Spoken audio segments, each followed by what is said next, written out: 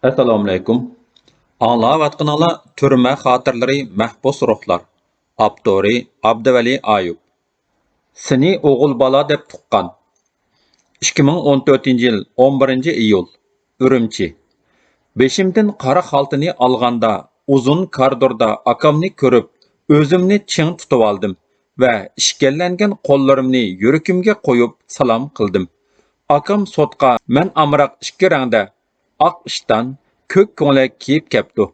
Koridorni bo'ylab ayrim sotxonalarning oldidan o'tganimizda oppoq soqolli buvaylar, yog'liqliq mo'maylar, so'lashgan guldek sulg'un chiroy cho'konlarning quchoqda bola bilan mo'linib o'ltirganligini ko'rdim. Bovam mo'maylardek tizini quchoqlab unsiz o'ltirib ketgan bolalarga qarab, ko'zlarimdan taramlab yosh quyildi.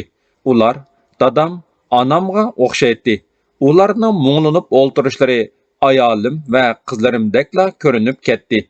Men mushu ma'sumlarning bo'yin qismasligi uchun, onalarning mushundoq sarg'aymasligi uchun o'ziga miros qolgan tuproqda yeling'uchilarga, beqing'uchilarga va yanchilarga aylanib qolmasligi uchun tirishmaganmidim. Mana endi menmu shu ojizlarning biriga aylanmadimmi? Sotxonaga kiribla onamni ko'rdim. Onamning kelmasligini aytgan edim. Advokat kimlarning kelishi haqida so'raganda, hech kim desam, chiroyimga qarab o'ltirib ketib, ajab muzdek javob berdingiz, degan edi. To'g'ri. Javobim muzdek edi. Chunki mening sot zalga ilib kirilgan xarab turqum, berbat kiyim-kechaklarim, o'g'ri tikandek soqol qaplagan miskin yuzim ularning yurakini izatdi. Putumda sharaqlab turgan ishkal bilan kishanni bir-biriga bog'lab turgan zanjir men so'ygan, menga ko'ygan kishilarning yuraklarini chak-chak qilatdi. Shillamdan besib yerga engishtirib turgan qurolliq ikki saqchi oldidagi bechora holatimni ko'rsa, qarindoshlarimning teniga titrak olishib, ko'ziga qon to'latdi. Onamga qarab kulimsiradim. Onammo lavlarini ching tishlab menga qarab kuldi. Uning javg'iyini bo'ylab oqqan qonni ko'rib, yerga qarab oldim. Bag'ri qon onam isadab ketmaslik uchun kalpukini tishlab qonitib olgan edi. Beshimni ko'tarib yana qaradim. Acham onamning qo'lini mahkam tutibotdi. Men onamning hayajonlansa, qo'lining titraydiganligini bilatdim. Onamning titrayotgan qo'li achamning yuraklarini qancha titratgandi, qancha ezvatgandi ha?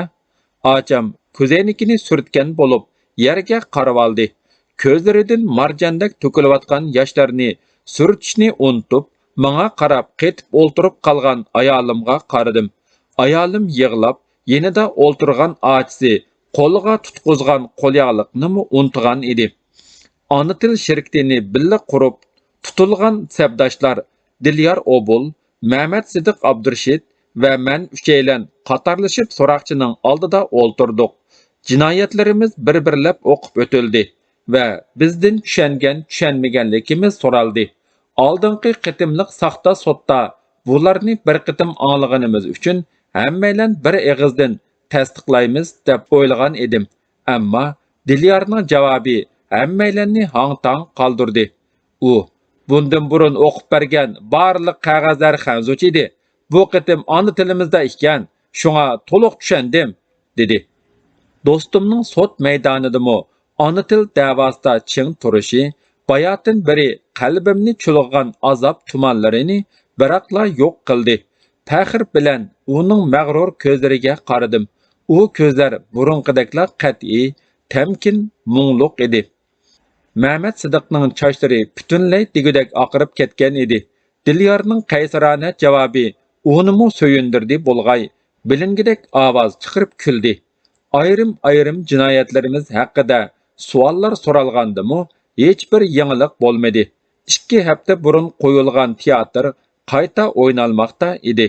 Ko'z oldimdagi sotchi va taftishlarning burun so'rilib bo'lgan savollariga xuddi kunupkisi besilgan un alg'uga o'xshash o'lchamlik tayyor javoblarni bermoqda edim.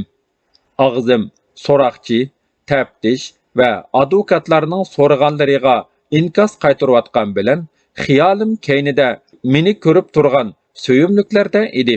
So'ralgan savollarga yoki yo'q deyishim talab qilinadi. Ammo fursat topsamla uzartib javob berishga tirishdim. Bir yildan beri ovozimni anglayolmagan onam, akam, ocham, ayolim va boshqa tuqqanlar bilan mushu bahonada bo'lsimi paranglashib olish, ularga ovozimni uzunroq anglatish orzusi meni ko'proq so'zlashga undaydi. Sot natijasiz oyoqlashdi. Sotdan keyinla qutulasan degan taftishlarning mushu gaplar bilan bizni iqror qildirgan sotchilarning va boshqa yog'lamchilarning ko'zlari shunchalik ifodasiz, shunchalik vazmin edi. Uchaylan bosh agdurilgan peti sot maydonidan ilib ketildik. Kaynimizdan isadashgan, buquldashgan sadolar bir-birini savriga, tasalliga undigan ovozlar anglanib turadi.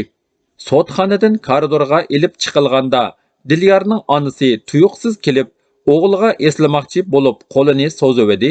Saqchi qo'pollik bilan ittardi. Dilyor yo'lqinib onasiga qarab bir qadam ilibdi. Saqchi putlab yerga yiqitdi. Birdilla koridorda jiddiy holat ko'rilib, qurollar sharaqlab batlandi. Bir onaning so'zilgan qo'li necha 10 qurolliq saqchini jiddiylashtirib, chiroyini kepandak satlashtirib etgan edi. Bir ishxonaga ilib kirildik. Yana uzundan uzunga so'zilgan qo'l qo'yish, barmoq besishlar boshlandi.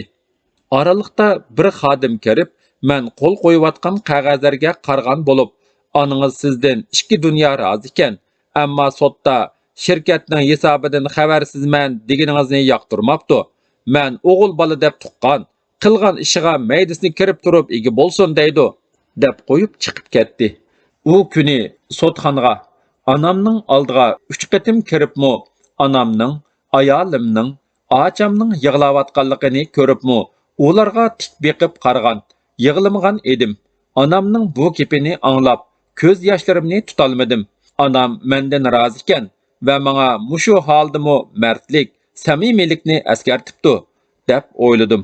Bechora onam mening shirkatning hisob ishlaridan rostillab bexabarligimdan o'zim qurgan shirkatning moliyasiga faqat aralashmay, Qashqar, Xotan, Oqsu, Ko'rlilarda suhbat qurib, leksiya so'zlab yurganlarimdan bexabar edi.